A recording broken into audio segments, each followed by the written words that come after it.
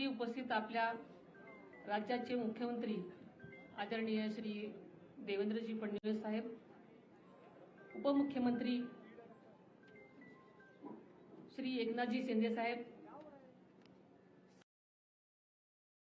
माननीय आशिषजी शेलार साहेब, जुन्नरचे आमदार श्री शरद सोनवणे जी, माजी आमदार श्री अतुलजी बेनके, श्री रितेशजी देशमुख, विघ्नहर कारखान्याचे चेअरमन श्री सत्यशील शेरकर, शिवनेरी भूषणचे सर्व पुरस्कारार्थी, तसेच मराठा सेवा संघाचे सर्व पदाधिकारी श्री विजयजी घोगरे, श्री राजेंद्रजी पुंजीर, श्री राजेंद्रजी बुट्टे पाटील, तसेच सर्व लोकप्रतिनिधी, सर्व अधिकारी कर्मचारी वर्ग,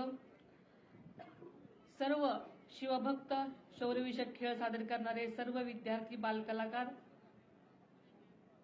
सर्व पत्रकार बंधू भगिनींनो, आज आपल्या सर्वांचं आराध्य दैवत युगपुरुष स्वराज्य संस्थापक श्री छत्रपती शिवाजी महाराजांच्या जयंतीनिमित्त या पवित्र शिवभूमीवर उपस्थित राहण्याचं भाग्य मला आज लाभलं। हा क्षण माझ्यासाठी अत्यंत महत्त्वाचा आणि अभिमानाचा आहे आणि तितकाच भावनिक सुद्धा। याच भूमीमध्ये स्वराज्याच्या तेजस्वी सूर्य जन्माला आला आणि अन्याय अत्याचाराविरुद्ध लढण्याची प्रेरणा संपूर्ण महाराष्ट्राला दिली। या पवित्र भूमीला वंदन करून छत्रपती शिवाजी महाराजांच्या चरणी मी नतमस्तक होते। आपल्याला माहिती आहे की शिवजयंती हा केवळ उत्सव नाही, तर स्वराज्य, स्वाभिमान आणि सुशासनाचा संकल्प दृढ करण्याचा दिवस आहे। स्वराज्य रक्षक छत्रपती संभाजी महाराज, स्वराज्य संकल्पकर शहाजीराजे भोसले आणि स्वराज्य राज्य जननी राजमाता जिजाऊ मासाहेब यांच्या संस्कारातून घडलेल्या या महान कार्याची आज आपण पुन्हा आठवण जागवत आहोत। सह्याद्रीच्या कड्याकोपऱ्यातून झुंज देत स्वराज्यासाठी प्राणपणाने लढलेल्या समस्त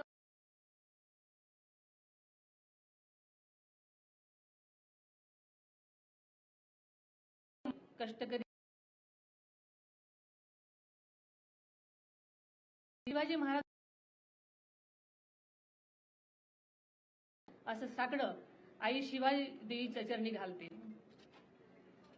यापूर्वी अनेक वेळा शिवछत्रपतींना वंदन करण्यासाठी या पवित्र शिवनेरी किल्ल्यावर येण्याचं भाग्य मला लाभलं होतं। मात्र आजचा दिवस माझ्यासाठी अत्यंत वेगळा आणि जबाबदारीची जाणीव करून देणार आहे। नुकतीच मी उपमुख्यमंत्री पदाची शपथ घेतली। ज्या कठीण प्रसंग डोळ्यासमोर जिजाऊ मासाहेब उभ्या होत्या। जिजाऊ मासाहेबांनी केवळ शिवरायांना जन्म दिला नाही, तर स्वराज्याचा ध्यास दिला, संस्कार दिले आणि संकटाशी दोन हात करण्याची जिद्द दिली। तीच तुमची आमची प्रेरणा आहे, तोच आपला आधार आहे। या जन्मभूमीमध्ये ठेवलेल्या खरं तर माझ्यावर या क्षणी काटा अंगावर आलेला आहे। छत्रपती शिवरायांनी मावळ्यांना दिलेली स्वराज्याची शपथ आठवली। आपण सर्वजण शिवछत्रपती यांची मावळे आहोत, हीच भावना या क्षणी माझ्या मनात आहे। ज्या विचारांवरती आदरणीय दादांनी आयुष्यभर वाटचाल केली, तोच शिवशाहू फुले आंबेडकरांच्या विचारांचा वारसा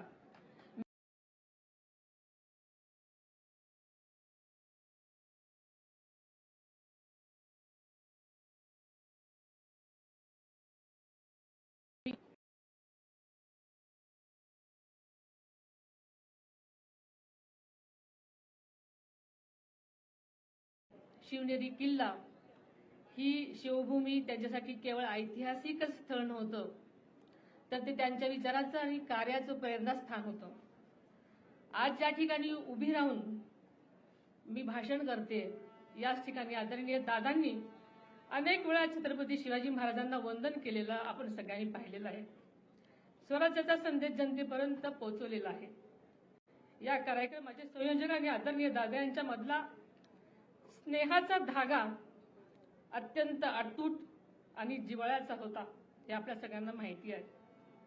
तोच स्नेह, तीच परंपरा आणि तो विचार आपण सर्वांनी मिळून यापुढेही तितक्याच ताकदीने आणि निष्ठेने जपायचा आहे.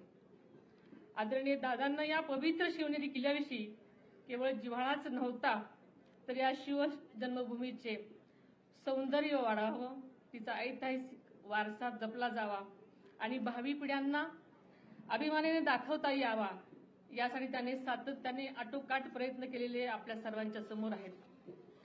त्यांच्या पुढाकारातून शिवनेरी विकास आराखडा साकार झाल्याने या परिसराचा सर्वांगीण विकासासाठी आवश्यक निधी उपलब्ध करून देण्यात आला. गेल्या वर्षीही युनेस्कोच्या जागतिक वारसा यादीमध्ये किल्ले शिवनेरीचा समावेश झाला आहे. ही आपल्यासाठी सर्वांसाठीच अभिमानाची गोष्ट आहे. यापूर्वीच शिव जन्मभूमी शिवनेरीसह राज्यातील गडकोटांच्या जतन संवर्धनासाठी त्याचा निधीचीही तरतूद केलेली आहे. केवळ शिवनेरी किल्ल्यापुरतच नाही, तर शिवजन्मभूमी म्हणून ओळखल्या जाणाऱ्या जुन्नर तालुक्यातल्या पर्यटन तालुका म्हणून विकसित करण्याचा संकल्प त्यांनी ध्यास घेतला होता आणि त्या दिशेने ठोस पावले ही उचललेली आपल्या सगळ्यांना ठाऊक आहे. गेल्या अर्थसंकल्पातही आदरणीय दादांनी आपल्या स्वाभिमानाचा आणि इतिहासाच्या अभिमानाचा जागर उंचवणारे काही ऐतिहासिक संकल्प जाहीर केलेले होते. त्यामध्ये आग्रा येथे छत्रपती शिवाजी महाराजांचा पराक्रमाची साक्ष देणारे शिवस्मारक उभारण्याचा निर्धार त्यांनी केला. पानिपत येथे मराठा शौर्य स्मारक तसेच संगमेश्वर येथील छत्रपती शिवाजी महाराजांच्या स्मारकाचाही समावेश आहे. त्याचबरोबर किल्ले रायगड विकास आराखडा व स्वराज्य रक्षक छत्रपती संभाजी महाराजांचे बलिदान स्थळ तुळापूर आणि समाधी स्थळ ओढूबुद्रुक येथे स्मारकाचे काम अत्यंत वेगाने सुद्धा सुरू झालेलं आहे. या सर्व कामावर आदरणीय दादांची जातीनं लक्ष देत असत आणि ही सर्व कामं प्रगतीपथावर आहेत आणि या प्रत्येक स्मारकातून भावी पिढ्यांना प्रेरणा, स्वाभिमान आणि राष्ट्रनिष्ठेचा संदेश मिळत राहणार आहे. आज या संकल्पाची पूर्ती करण्याची जबाबदारी आपण सर्वांनी स्वीकारायची आहे. आपल्या महायुती सरकारच्या माध्यमातून राज्याचे लोकप्रिय मुख्यमंत्री आदरणीय देवेंद्रजी फडणवीस साहेब आणि उपमुख्यमंत्री आदरणीय एकनाथजी शिंदे साहेब यांच्या साथीने हा विकासाचा प्रवाह अधिक वेगाने पुढे नेण्याचा आमचा निर्धार आहे.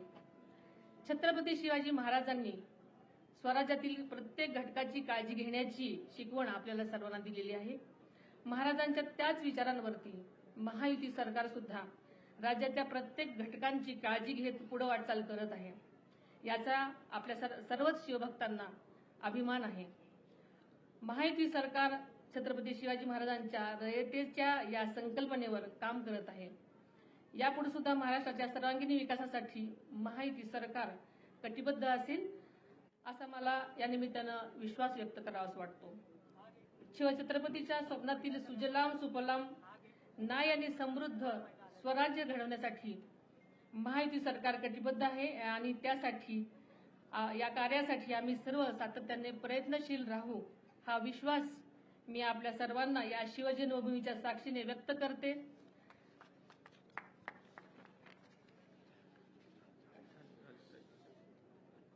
आणि इथंच थांबते. जय हिंद, जय महाराष्ट्र.